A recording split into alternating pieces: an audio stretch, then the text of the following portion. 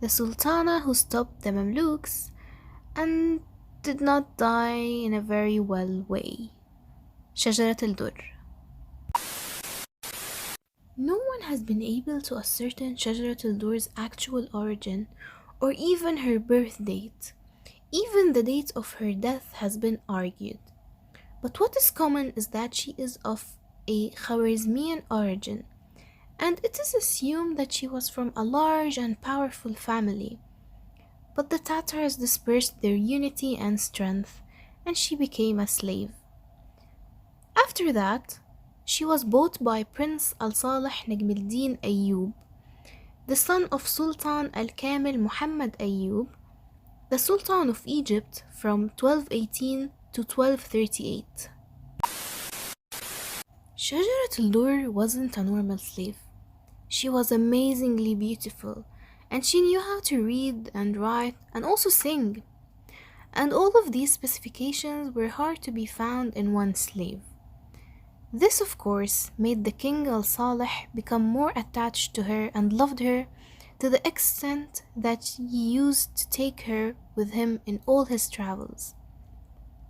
At this time, the king al-Salih was ruling Hassan Kif on the border of Turkestan. In the same time, Shajarat al-Durr gave birth to al-Salih's son Khalil, so he freed her and married her. The king al-Salih was dreaming of ruling Egypt, and he was actually the crown prince. But Sauda bint al-Faqih, the king's al-Kamil's second wife, who was closer to his heart than Salih's mother, convinced her husband, Sultan al-Kamil, to appoint her son al-Adil Abu Bakr to become the next crown prince, instead of his eldest son al-Salih Najm al-Din, who went mad when he heard about this because he knew that his brother al-Adil was very reckless and that the country would have been lost under his rule. So, when King al-Kamil died, his son al-Adil took the rule. But as expected, in a very short time, he destroyed everything in the country, because he wasn't busy ruling at all, and he was spending all of the country's money on his wants and not the needs of the country. So the senior princes were upset with him and couldn't stand him. As a result, they sent to his brother al-Salih Najm al-Din so that he could take the power instead of al-Adil. Indeed, Najm al-Din decided to go to Cairo, but when his brother al-Adil found out, he ambushed him in Karak and arrested him. Now, Shajarat al-Durr in those times was considered to be the best wife, because she supported her husband and lived with him in the prison. And they both have always dreamed of ruling Egypt, as I said before. Shajarat al-Durr has always encouraged her husband to return his usurped rights. Indeed, after 7 months, Najm al-Din came out of the prison and went to Egypt, after the princes turned against his brother, King al-Adil. In the year 1249, when the Seventh Crusade came to Egypt under the leadership of Louis IX, the King of France, King al-Salih was very seriously ill. While the war was at its height between the Muslims and the Crusaders, King al-Salih died in Mansoura after the Mecca fell into the hands of the Crusaders. He was 44 years old at the time he died, and he left the country without anything. Shajarat al-Durr had not yet recovered from the shock of her son Khalil's death, to be surprised by the death of her husband as well. Now here, the great role of Shajarat al-Durr starts to appear. Shajarat al-Durr was able to control her grief and quickly gather her strength.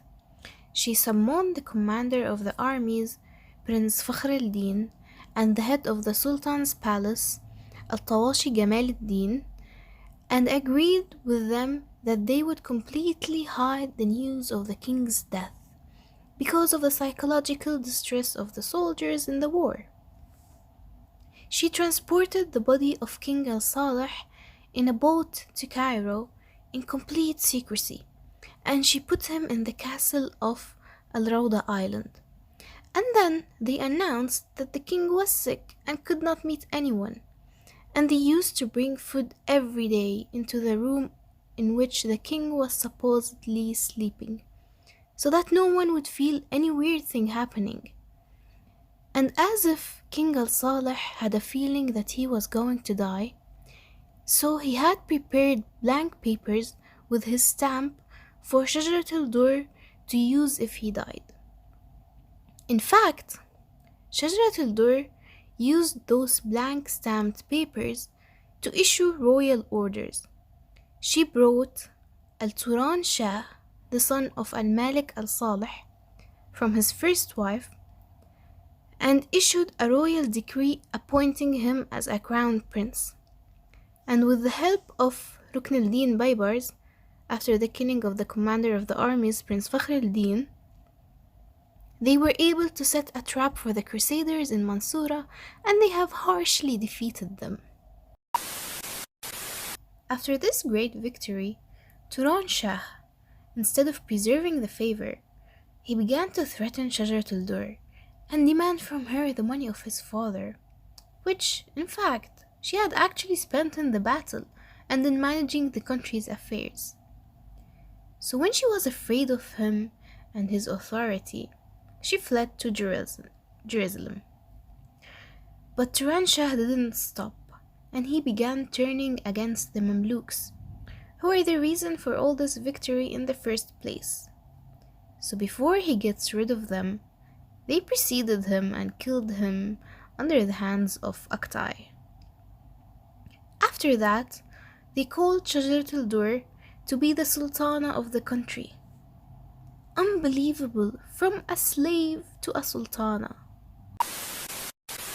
In a very short time, Shajarat al-Durr was able to tighten her grip on the country because she was a very smart and wise woman, and was able to get rid of the Crusaders once and for all. She also took a ransom from King Louis IX, who was captive in Mansura, at 800,000 dinar, and he took a pledge not to return again.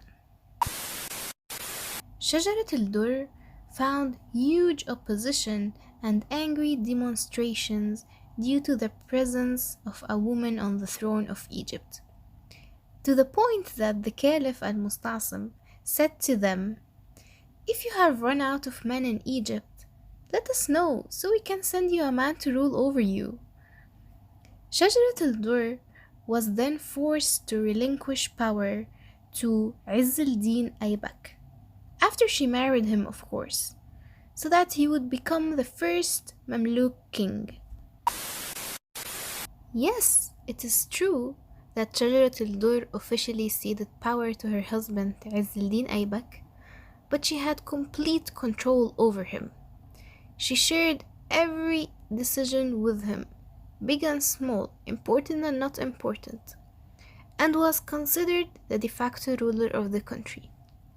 She was so powerful that she forced Aybak to leave his first wife and the mother of his son Ali, and forbade him from visiting them completely, to the point that the great historian Abu al-Mahasin Tigri-Birdi said that Shajarat al-Durr was in control of Aybak in all his circumstances, and that he was not able to even discuss with her any decision that she took. As for Faris al-Din Aktai, the one that Turan Shah was killed on his hands, he was one of the fiercest army commanders of his time, and he had a very great influence on the soldiers. That is why Shajarat al-Durr convinced her husband Aybak that Aktai was causing them many problems in Egypt, and that his presence was dangerous for him, and that he must get rid of Aktai. And in fact, he did, with the help of his wife Shajarat al-Durr. After that, Aibak began to tighten his grip on the country and get rid of competitors at home in Egypt and abroad outside of Egypt. He became close to King Badr al-Din Lulu, the owner of Mosul, and he wanted to marry his daughter. Not only that, he also wanted to remove Shajarat al-Durr from the castle palace and move her to the minister's house to prepare the castle to receive the new bride. Of course, when Shajarat al-Durr knew that her husband wanted to marry another girl, she went crazy. She said that after I trusted him and made him a king, and at the end he wants to marry another girl? That cannot happen. So she set up an ambush for him in the castle after she received him very well and reassured her sincerely. While he was going to enter the bathroom, he found 5 of her men who continued to beat him until he died in the year 1257. After that, she said that the king died suddenly at night. But of course, the Mamluks of Aibak didn't believe Shajarat al-Durr. And Shajarat al-Durr tried to hide the matter and place any of the Mamluks on the throne to take him as a shield. But all her attempts failed.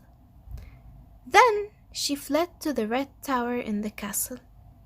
And at this time, the Mamluks called to Ali, the son of Izz al-Din Aibak, from his first wife, to take power. Ali, the son of Ali. Of course, Ali now said, "This is my chance. Bring me the one who deprived me of my husband." And in fact, Shajarat al-Durr was carried to the mother of Ali, or else known as Ali, who ordered her maids to beat Shajarat al-Durr with something called a ba'ib on her head until she died. And they also threw her from the top of the castle. And her body remained on the ground for days until one of the common people saw her, took her, and buried her. But can you believe she died the same way that she killed her husband Aibak with? Now, as I told you in the beginning that the historians differed regarding the date of her death. Some of them said that she died on May the 3rd in the year 1257, and some of them said that she died on the 28th of April of the same year. It was said that Shajarat al-Durr was buried in the shrine that she built next to Ibn Tulun Mosque, but I think that it was impossible for the people to bury her in that luxurious shrine after her horrific death. The historian Dr. Suad Maher said that the one buried in this shrine is one of the Abbasid caliphs, and this contradicts the words of Al-Maqrizi and Ibn Taghribirdi, who say that she is buried in her own shrine. Now, of course, to Ali, who became the king's mother, this is a happy occasion. So she lit up the lights of all Egypt and mixed bread, milk, sugar, and nuts and distributed them to the people of Egypt to celebrate her revenge from the one who killed her husband. And when people in the street were asking, what's the story? Why are these sweets being distributed? So the other people would summarize the whole story and say Ali. And from here, the Ali sweet became known. The life of Shajarat al-Durr, who was full of fame and power, has ended. And she died in what people describe as a humiliating way. So, in your opinion, Did Shajarat al-Durr deserve this humiliating death?